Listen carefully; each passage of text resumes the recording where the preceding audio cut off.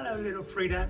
Frida Reba Darcy and one Patricia O'Connor here, and it is our Tuesday drop on the Bonsai Balcony. A little quick look at our cherry tree cuttings, and here's a little look at our other little cherry tree cuttings. They're still hanging in there, being cherry tree cuttings. Today, I would like to just kind of give my thoughts on wiring. I know that among the group of YouTube creators that I follow, there seems to be a mixture. Some are wire heavily, and some are not at all, more clip and grow, if you will. To that end, at this stage in the game, I've been doing and learning about bonsai for going on 3 years now, and this was my first bonsai tree. This is a Wisteria. If you want to get into bonsai and are thinking that it might be too hard, a Wisteria or a Cypress tree are not really labor intensive if you just keep them watered, and they'll do fine. The one mistake I made with the Wisteria was it did better for me once I actually put it in a fast draining soil. That way I got to water it every day, and that ended up being the right amount of water, but allowing it to dry out in between with the akadama is what was the key to keeping that happy. Also forests are pretty easy as a rule. But we're going to talk about wiring. And if you're getting new to bonsai and you're kind of like, you've seen some of the people that you follow say, I never wire, I think it doesn't look as natural when you wire. Yes, I see that. I see where people could feel that way. While other people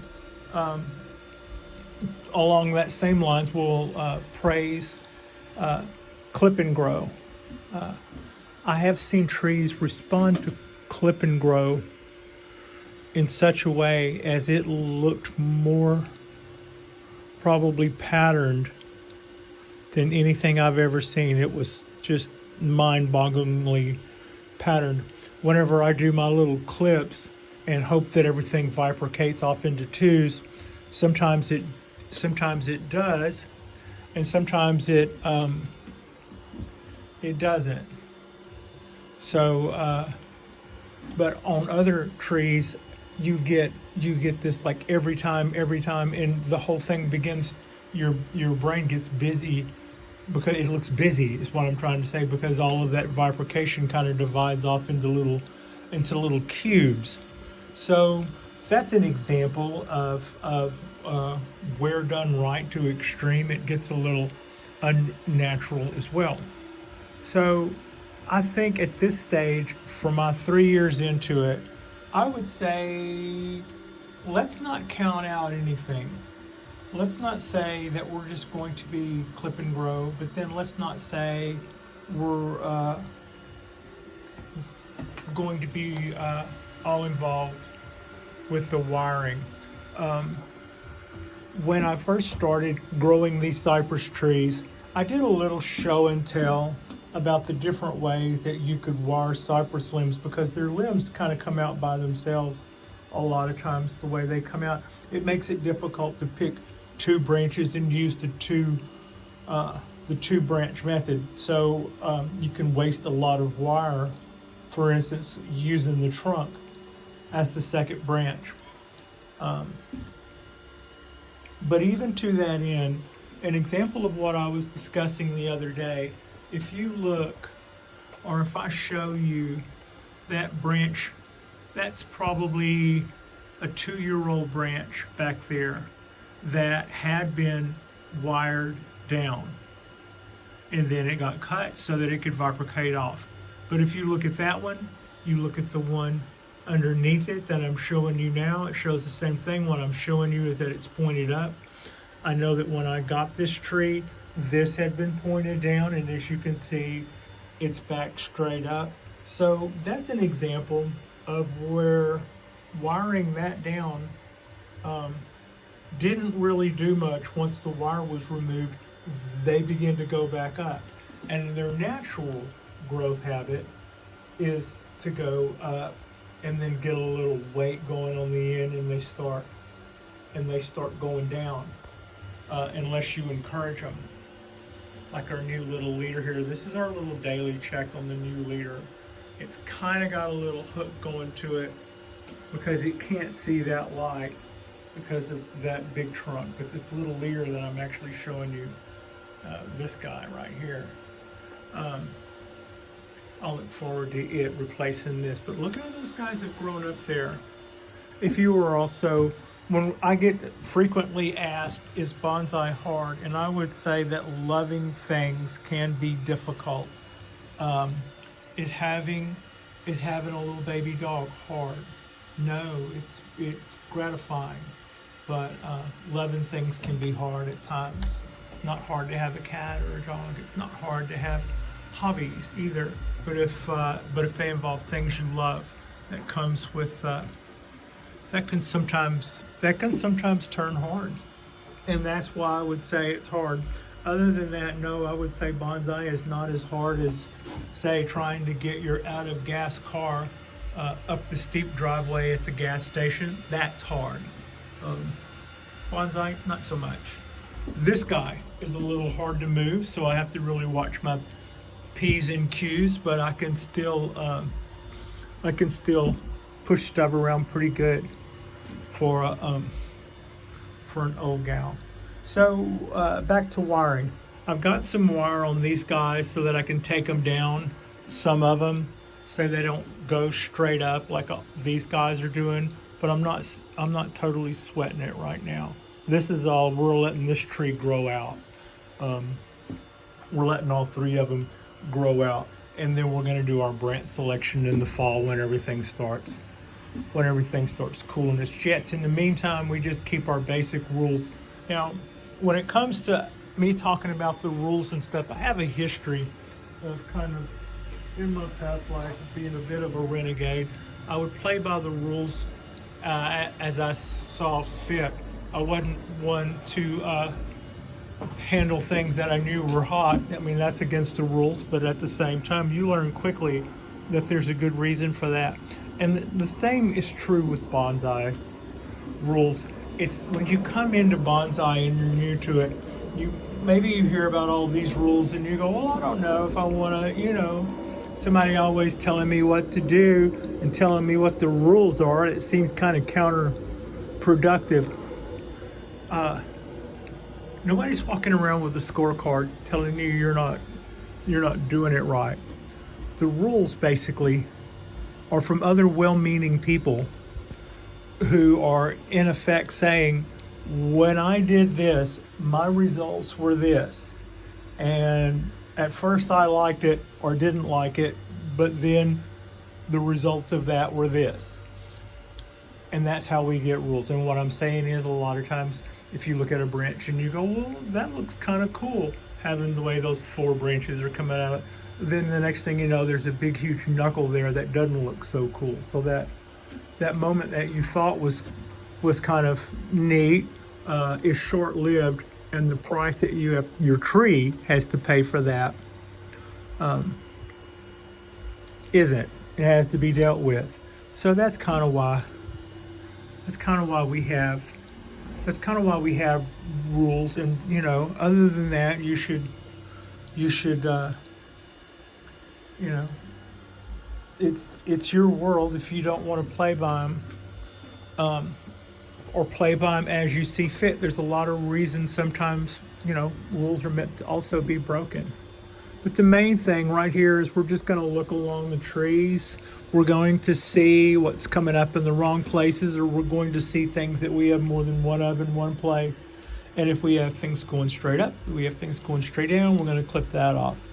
But when it comes to wiring this guy, so far you can see where I put motion in some of the branches, but a lot of this stuff I did with guy wires.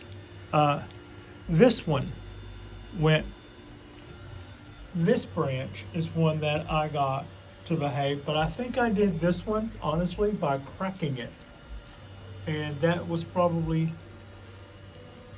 but I don't recommend that either. 3 years down the line, I would say I'm not into that. Now, what will work on, these branches that are still going up, at some point, I will want to address that, and it doesn't matter that they're getting thicker. That will not stop me in the scheme of things from addressing that. What I will do is I will put 2 cuts starting at the bottom, one slightly angled this way, one slightly angled at it from the other way, almost all the way through, but not quite, and then remove that tiny little wedge of wood. And then when I do that, I will be able to take that down, push that down to fill that gap. And at that point, it may get a guy wire to hold it there. It may also get some sort of wrap to go on there to protect it and make sure it stays and takes, the rest of the branch takes. But when that heals over, and I think it would probably only take maybe a couple of weeks to a month, but when that heals over, then those branches, like that one for instance, that's going up like that, could be with that little wedge cut, we could take that down this way. And to that again, I would still use wire to keep things, to encourage things to start that move downward more early. Like with this branch, this guy was trying to become a new leader. This branch was trying to become a new leader. So in that way, a little bit of wire, by saying that we're okay by using wire, we were able to do that to our benefit, a benefit that suited us best. But to that end, a lot of this is also going to be clip and grow. Last year, when it came time to decide that this was the keeper, we clipped it there, and we got those 2 branches at the end of the fall. We'll clip this one, and we'll clip this one back, and then we'll get 4. That's the clip and grow playbook in a nutshell. Yeah. Otherwise, wiring is a bit of an art form. If you have a branch, if you're new to bonsai and you have a branch that is just really absolutely crucial to the makeup of the tree, maybe practice on a limb that you've cut first. By doing that, you can practice. Like you can take a limb that you pruned off of something and then clamp it to your table. I think is what I see Ryan at Bonsai Mirai do.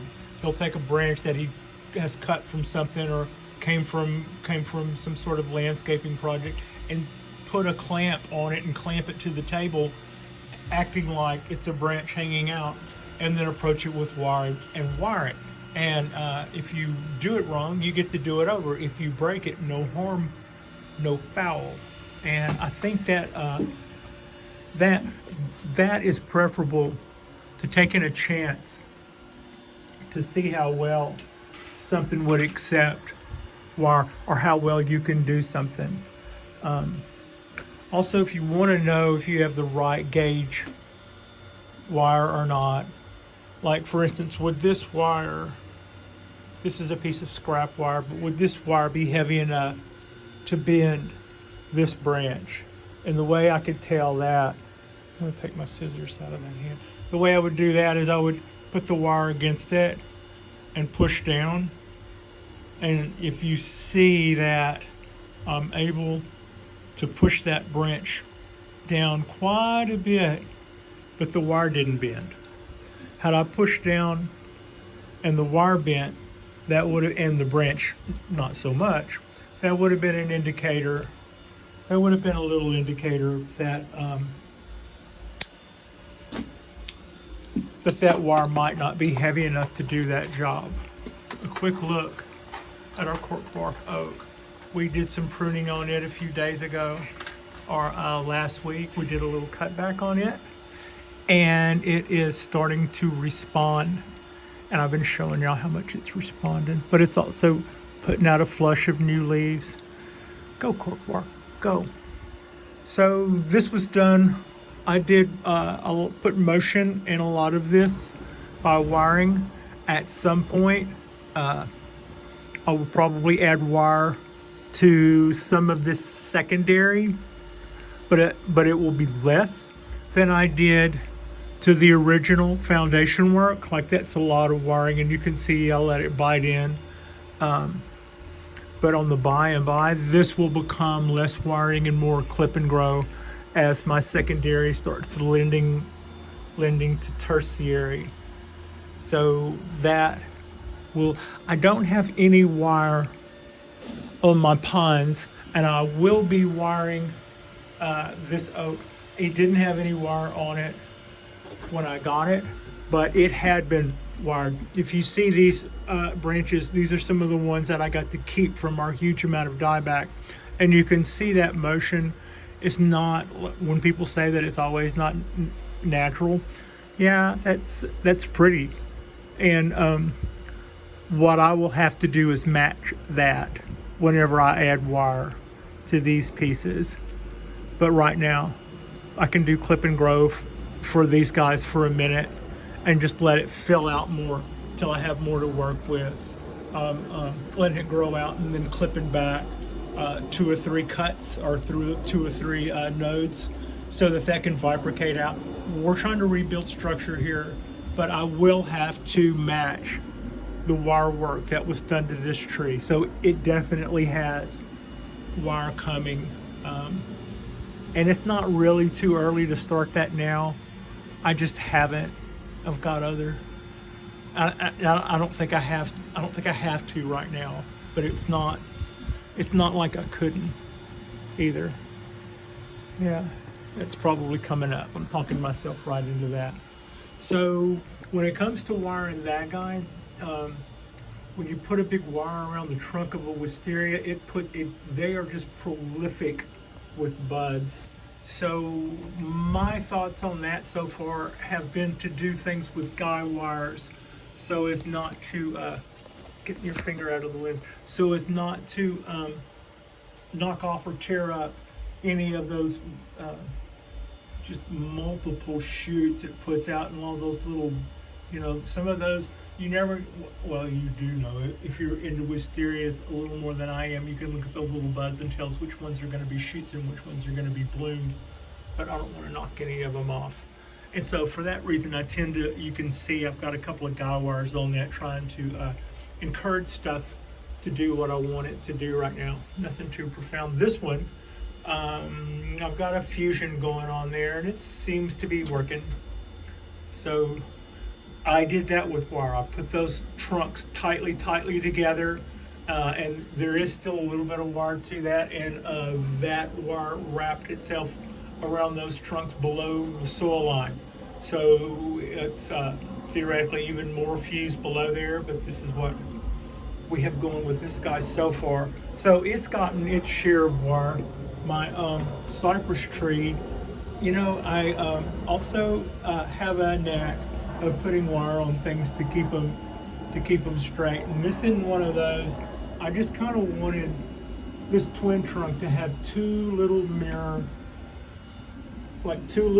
bends, and I'm looking forward to that vibricating out more and giving me some more branch choices and it evening up and stuff. But it's looking pretty nice so far. But it's always had wire. Now, this was pro wire done on a pine that was not done by me. It was done by a professional, and I would say that is a really nice job of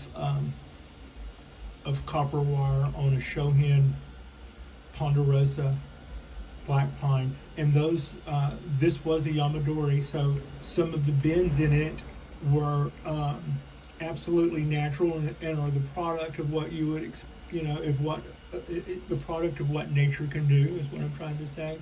But on the other hand, the collector was really able to refine the direction that the tree was taken and turn it into something special with a few pieces of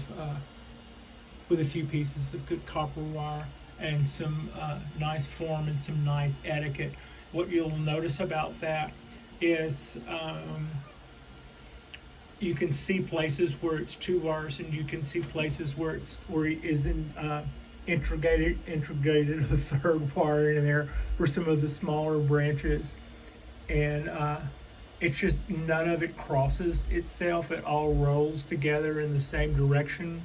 Wire should always, if you're going to bend something this way, you should wrap it in a way so that when you put your bend to it, you are tightening that, not loosening it. So you want to think about which way the motion that you're going to put in something before you wire it. That way you'll know whether you're wiring it this way or whether you're wiring it that way. If you're going to take your branch that way, wire it this way so that when you put that bend and put that motion in it, your wire is getting tighter, not looser.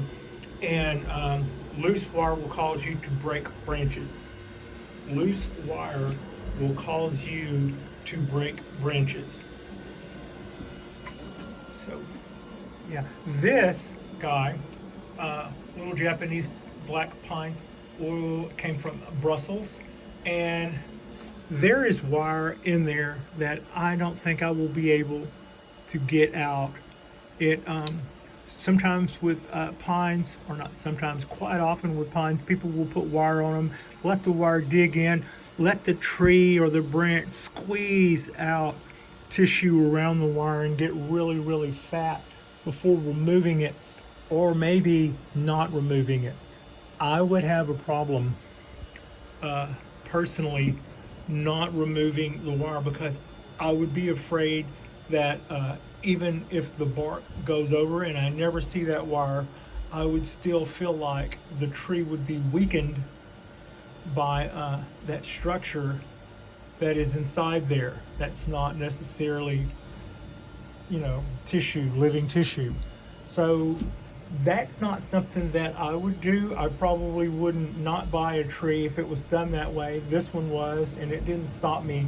But I am aware that there is likely still wire in some of these creases that for the life of me, I wouldn't be able to get out. I, cut the head off where you see the wire and then give it a tug to see if anything comes out, and it didn't, and that was the best that I could do, is make sure I don't get snagged by it. Just take a little quick look at how prolific this guy is going. It's looking, I'm really happy with the growth I'm seeing from my Japanese, from a couple of my smaller Japanese black pines are looking pretty happy, and I'm pretty happy with them. And you can see that I brought this tree home from Jonas when I bought a nicer tree, and I said, well, I want something that's in its infancy, and this was absolutely straight, 2 years old. It was with 100 more that were just like it, and I probably had it 2 whole nights before I threw that wire to it, put those bends in it, and clip back some of the choices. And this is the first year that it's responded, so I wouldn't have any of that motion in that tree if I weren't capable of throwing the wire to it. And that's really working out. I'm pretty excited about all of these back bud choices that I've got going with this guy. And motion like that, I believe it could have been even more extreme had I been better at wiring, but I believe that needs to start early, and it might be a good time to go back in there with my pliers and see if anything can be bent a little more or less or whatever. So I look forward to getting good at wiring, and I have seen bonsai growers in the past who were really on their game, who would mention, you very seldom see me wire, but that was as a result of having learned how to wire first. Like, by learning how to wire, I learned when I didn't need to. That is starting to look so shady and cool, and I mean shady and cool in the nicest sense of the word. This is just by just letting that cypress tree grow out like that until we do our branch selection in fall. It is looking a little over shaggy, gotta say, but it's also this is the coolest. This is the coolest area, about 1 or 2 degrees on the whole balcony, dead under those lights, and it's just like already a little shady oasis right here. I was looking up earlier and I had a pair of doves hanging out on my lights, one on each light, just hanging out looking over the pool.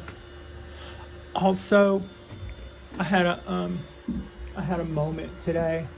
I got up and looked out and there was a half a dozen ducks and a mom and her 3 babies in the pool. And they were, doing what ducks do. Except when the mom wanted to leave because it was, moms size up the situation and know when it's time to leave, the little ducklings couldn't get out of the pool. So then Pat's down there at 8 in the morning with one of those long pool thingies and a broom. I don't know why I brought a broom, I was asleep. Down there in her bathrobe trying to scoop ducklings out of the pool before the blackbirds saw them. And yeah, anyway, that's probably going to show up. That's probably already a YouTube video somewhere I know nothing about. And you know what? I just didn't keep it that way. I would rather not see this morning in replay. But, I wasn't going to hang out here and have coffee and let nature take its course to the baby ducklings that were 1 minute hanging out with mom at the pool and the next minute trapped in a pool. So, yeah, that was, and it didn't go well early. I mean, it's like it took me, the first thing I discovered was my pool key was acting finicky. So Pat hops the fence and then with her broom hops the fence. And then I was able to get 2 of the ducks out of the pool pretty quick. And then one of them the first one I got circled back and jumped right in because it was so afraid of people. It made perfect sense that duck outsmarted Pat for 30 minutes. It would swim to the middle of the pool and I was a little reluctant to go out through the middle of the pool in my bathrobe. So yeah. There for a minute it was looking like duckling 1, Pat nothing. But what finally happened was at 2 occasions I had to shoo blackbirds away that thought they would swoop down. So I was glad I was there. But a few minutes later I discovered that the pool pumps come on in the morning and adjust the level. And so the pool level was rising. And about 10 minutes after I noticed that, the little duckling made its 3rd attempt to get out, and the water level had finally gone up high enough that it was able to hop out. And so that was my exciting morning of duck wrangling. Patricia O'Connor, duck wrangler. I'll probably get an email.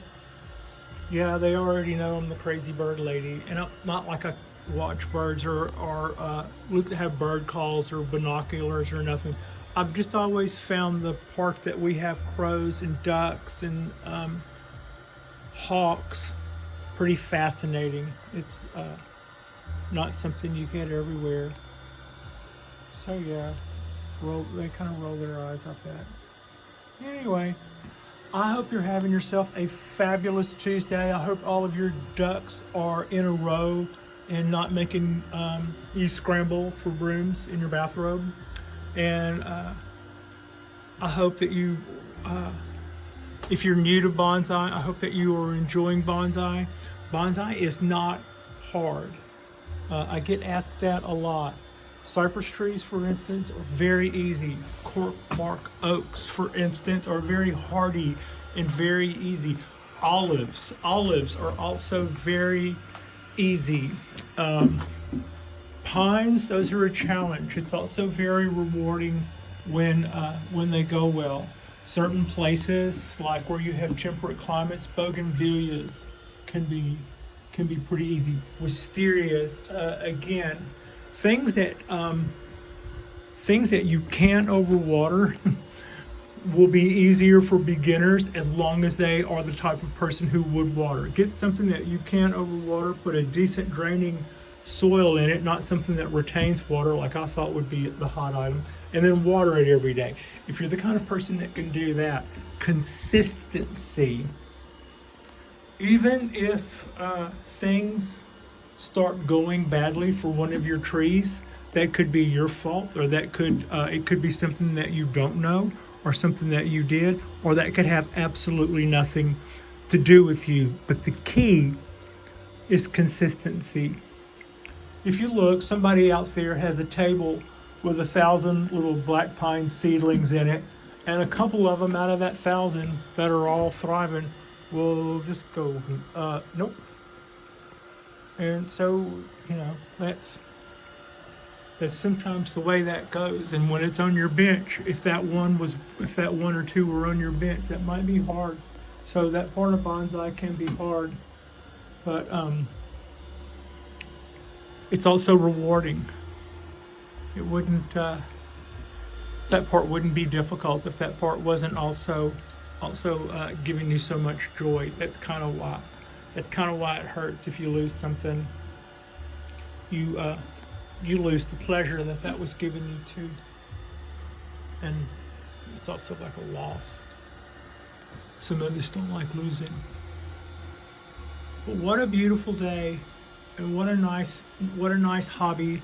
So just kind of a few random thoughts about wiring and clipping back branches, and how sometimes when you wire, that doesn't mean that it's over with. You've still got work to do. Or sometimes if you go totally clip and grow, you can get some pattern going that will look absolutely so uniform and perfect as to appear artificial. So, I'm not knocking that. That absolutely attention to detail is admirable. But to the same extent that somebody would say some wired branches don't always look natural, I could say I can kind of see where some people have got a knack, a real talent for clip and grow, and they can make something look like abstract art, or they can make something look like a crossword puzzle with their clipping techniques. Probably a little trickier would be wiring in the forests, but in the early going, I did do a little of that. I would put branches where I thought they would help themselves or help us best. But yeah, that's pretty much all I've got going on my thoughts on wiring. I look forward to learning to wire better, and I will probably always be a person who does it to a minimum, just because it's either something that you're really into or you're not. Also, the part where I used to do vintage motorcycle racing, I would have thought that I would have taken to wiring a little better, because a lot of times you have to do safety wiring, and it was kind of a source of pride that you do,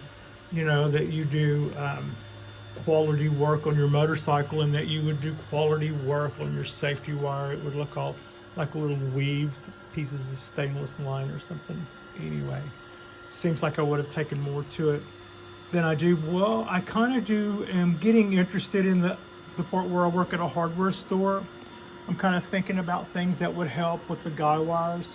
That would, how would an engineer who just wanted to be creative add guy wires? So I've got a few tricks up my sleeve on that I will probably be rolling out during the summer.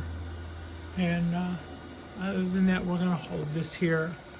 Like and subscribe if you have not already. You'll probably watch me do some more wiring on this cork fork oak in the future, and then I'll probably be doing a little bit of wiring to my coastal oak. These guys will be getting those wedge cuts under their branches at some point, but not in the immediate future. We can let them do what they're doing for now. So with that, our next drop will be our Thursday drop, and I'm looking forward to our Thursday drop. Today I've got to go into the city again. More appointments. Yeehaw! But what a beautiful day to go. You can kind of see all those clouds rolling in on the California coast. Those look like very California coastal clouds to me. So yeah, thank you for watching.